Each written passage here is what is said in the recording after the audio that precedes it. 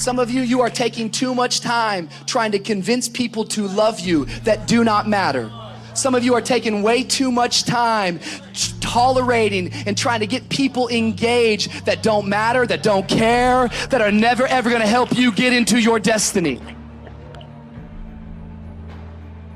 I felt like saying to you this week, if somebody can walk away from your life, let them walk away. You shouldn't have to convince anybody to love you. If they can walk, let them go. If they leave you, it means they're not attached to your future. We spend so much time wasting energy because we're so upset about being rejected by people. Joseph didn't need to tell his brothers about this dream. Either it was from God or he heard wrong. Either way, it was premature to share.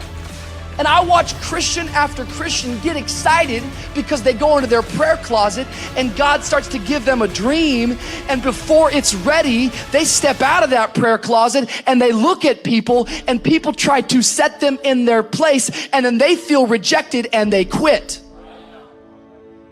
You gotta see this today, because the truth of the matter is that how many of you know that like they wouldn't have cared if there wasn't favor on Joseph's life?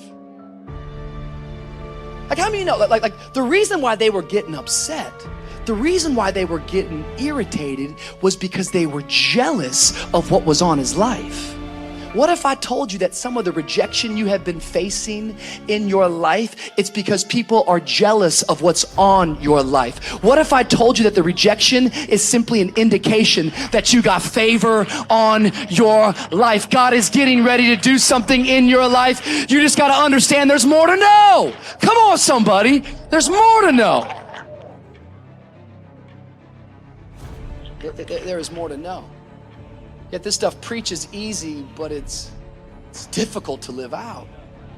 Because all of us can go back to moments in our life.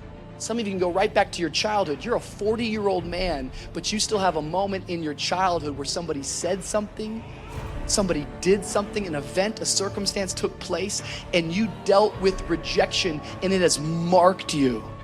I remember when I was young, maybe like 12 or 13, I had this encounter with a family member of mine where I was excited, and I was saying, one day I want to be a preacher. And I'll never forget my family member, like, they didn't celebrate it. Instead, they kind of were condescending, and they were being sarcastic, and they probably didn't mean anything by it, but they just said, man, you can't preach. Come on, if you can preach right now.